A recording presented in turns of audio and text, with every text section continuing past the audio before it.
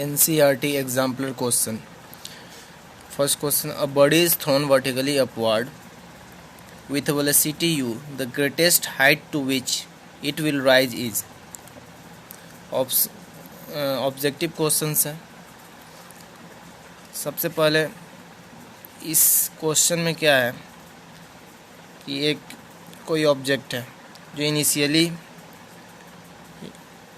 You से फेंका गया. यहाँ पे इस पॉइंट को हम लोग जहाँ से प्रोजेक्शन होता है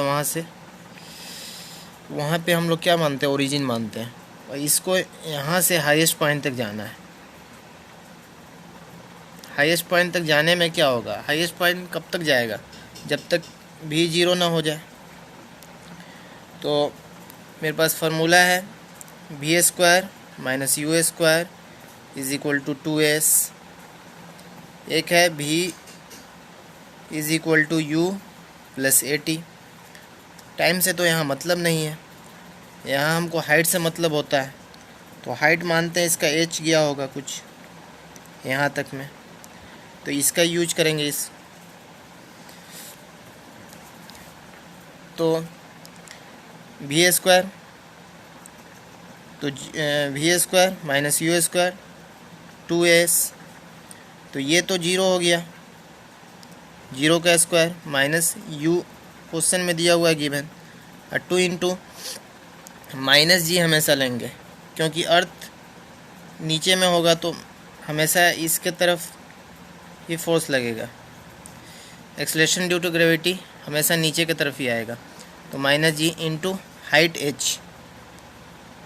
तो h is equal to minus U square divide 2g minus 2g.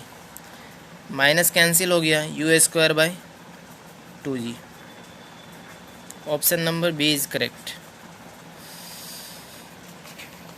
Second question. Draw velocity time graph of a stone thrown vertically upward and coming downward after attaining the maximum height. Also find acceleration versus time graph. इसमें क्या बोल रहा है कि एक object है, initially इसको कुछ वेलोसिटी दिया गया होगा और ये ऊपर की तरफ गया, फिर यहाँ से भी जीरो हुआ होगा, फिर यहाँ से गिरना शुरू होगा वो, फिर नीचे यहाँ पे आएगा. तो इनिशियली क्या था, इनिशियली यहाँ से प्रोजेक्शन इसका किए हैं, ऊपर फेंके हैं, ऐसे गया. तो इस जाने में प्लस यू यहाँ पे लेंगे और आने में भी तो वही वेलोसिटी इसका हो जाएगा, तो वो निगेटिव में हो जाएगा. जैसे यहाँ पे जीरो हुआ तो यहाँ प्लस यू था, धीरे धीरे घटा होगा, कम होते होते यहाँ पे जीरो हुआ होगा, फिर यहाँ से बढ़ना शुरू हो गया, फिर वही आके हो जाए. बस साइन चेंज हो जाएगा क्योंकि ये अपवर्ड जा रहा है और ये डाउनवर्ड जा रहा है. तो एक वक्त ऐसा आया होगा मिडिल टाइम टी पे, T is equal to T पे, टोटल टाइम इसको यहाँ से टाइम टी लगा, यहाँ से टाइम टी लगा होगा, तो टोटल टाइम इसका क्या हो जाएगा, 2t हो जाएगा टोटल टाइम.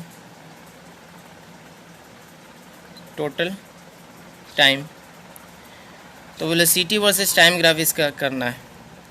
इनिशियली जब टाइम कुछ नहीं है, शुरुआत में यू रहा होगा पॉजिटिव के तरफ और फिर धीरे धीरे जीरो हुआ, कम होते होते जीरो हुआ, फिर धीरे धीरे क्या हुआ, वो निगेटिव में गया और कहाँ तक जाएगा, जब तक माइनस यू अटेंड नहीं करेगा, जब तक नीचे आ गया. यहाँ पे टाइम टी लगा और यहाँ पे क्या लगा, 2t लगा. टोटल टाइम यहाँ से यहाँ तक t टाइम लगा और यहाँ से यहाँ तक t लगा. तो टोटल टाइम इसका क्या हो जाएगा, टोटल टाइम 2t. अब acceleration versus time graph. Free fall होता है, फ्री फॉल तो हमेशा माइनस जी लेते हैं और माइनस जी का वैल्यू कितना होता है, -9.8. तो एक्सेलरेशन वर्सेस टाइम ग्राफ, ये वेलोसिटी और टाइम का ग्राफ है. अब एक्सेलरेशन वर्सेस टाइम ग्राफ, तो एक्सेलेरेशन तो हमेशा फिक्स है, और ये क्या है, निगेटिव की तरफ है, तो निगेटिव में -9.8 ये एक्सेलेरेशन है, ये टाइम है। तो a is equal to -g, इसका वैल्यू कितना होता है, -9.8, तो ये वैल्यू पैरेलल टू टाइम हो जाएगा, क्योंकि ये फिक्स है, एक्सेलेरेशन तो चेंज हो ही नहीं रहा है, टाइम जैसे जैसे गुजर रहा है, लेकिन एक्सेलेरेशन क्या हो रहा है, फिक्स है हर जगह।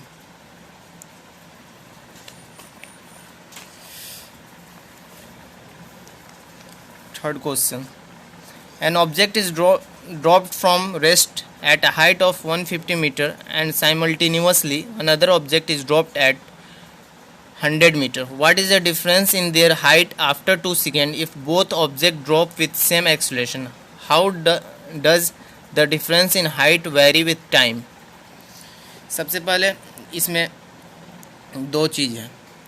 पहला है कि एक 150 मीटर हाइट है, 150 मीटर हाइट है, और दूसरा है 100 मीटर हाइट है। यहाँ से ऑब्जेक्ट को ड्रॉप किया गया है, यहाँ से भी ऑब्जेक्ट को ड्रॉप किया गया, ये 100 मीटर। ड्रॉप करने का मतलब हुआ यहाँ से ड्रॉप किया गया, इसके लिए ये ओरिजिन हो गया, इसके लिए ये ओरिजिन यहाँ से नीचे में गिर रहा है। तो एक फार्मूला होता है S is equal to UT plus half AT²। तो ड्रॉप्ड हुआ तो इनिशियली 0 U0, इसके लिए भी U0, U2 मान लेते हैं इसको। तो पहला के लिए 150 है, तो ये क्या पूछ रहा है, what is the difference in their height से मतलब है। तो हाइट कैसे निकलेगा, h, तो h निगेटिव नीचे की तरफ लेना है, h ड्रॉप्ड हुआ तो यहाँ 0 माइनस हाफ इंटू ये एक्सेलेरेशन ड्यू टू ग्रेविटी को हम 10 मान लेते हैं, यहाँ पे 10 इंटू 2 सेकेंड के लिए 2 सेकेंड बोल चुका है क्वेश्चन में, 2 का स्क्वायर। फिर इसके लिए तो h इज इक्वल टू क्या हो जाएगा, 2 से 2 कैंसिल, यहाँ -20, तो -20 आया यहाँ तक, तो इसका मतलब 130 मीटर ऊपर ही है अभी। और दूसरा अब केस में क्या हो जाएगा, S is equal to UT plus half AT² होता है, UT प्लस हाफ AT²। तो यहाँ भी h, ये 0 ड्रॉप्ड हुआ, अब माइनस हाफ इंटू 10, यहाँ एक्सेलेरेशन का वैल्यू -10 इंटू 2 का स्क्वायर, यहाँ भी गया, तो ये भी -20 हो गया। तो ये कहाँ तक, यहाँ तक आ गया 20, तो 80 ऊपर है, इसका मतलब 80 मीटर ऊपर है।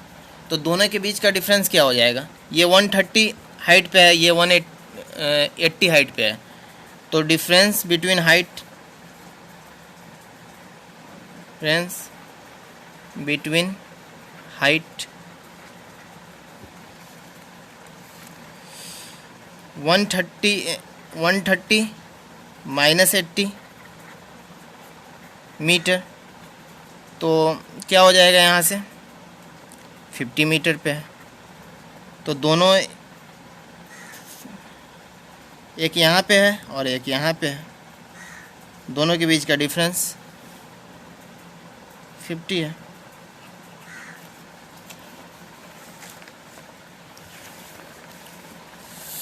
Two stones are thrown vertically upward simultaneously with their initial velocities u1 and u2 respectively. Prove that height reached by them would be in the ratio of u1 का square is to u2 square. सबसे पहले दो object ले लिए, initially u1 दे दिए, यहाँ पे point of projection माने, ये u2 है, यहाँ पे पॉइंट ऑफ प्रोजेक्शन माने। तो बोल रहा है कि there velocity is u1, height के लिए पूछ रहा है रेशियो। तो h भी हाईएस्ट पॉइंट पे क्या हो जाएगा, हाईएस्ट पॉइंट पे एट हाईएस्ट पॉइंट दोनों के लिए v1 जीरो हो जाएगा, यहाँ v2 भी जीरो हो जाएगा। तो v1 square minus u1 square is equal to 2g into H, height गया होगा माइनस जी, और इसमें v2 square minus u2 square is equal to 2 into minus G into h1 ये h2 ये मान लेते हैं।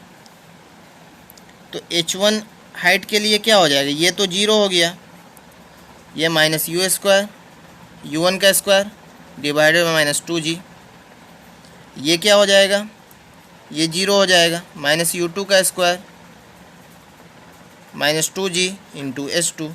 तो h2 is equal to u2 square divided by 2g। तो h1 डिवाइडेड बाई h2 ये दोनों में कॉमन है, u1 square divided by 2g divided by u2 square divided by 2g, ये कैंसिल। तो u1 square divided by u2 का square, h1 is to h2 क्या हो जाएगा, u1 square is to u2 square.